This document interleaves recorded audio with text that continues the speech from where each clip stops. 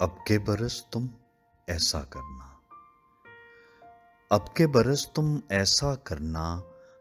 اپنے پچھلے 12 ماہ کے دکھ سکھ کا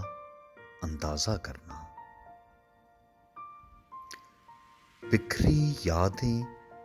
تازہ کرنا، سادہ سا ایک کاغذ لے کر بھولے بسرے پل لکھ لینا، اپنے سارے کل لکھ لینا، سارے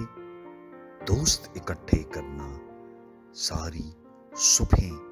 حاضر کرنا، ساری شامیں پاس بلانا، اور علاوہ ان کے دیکھو سارے موسم دھیان میں رکھنا، ایک ایک یاد گمان میں رکھنا، پھر محتاط اندازہ کرنا، گر تو خوشیاں بڑھ جاتی ہیں، گر تو خوشیاں بڑھ جاتی ہیں، پھر تو تم کو میری طرف سے آنے والا سال مبارک، اور گر غم بڑھ جائیں تو مت بیکار تکلف کرنا، دیکھو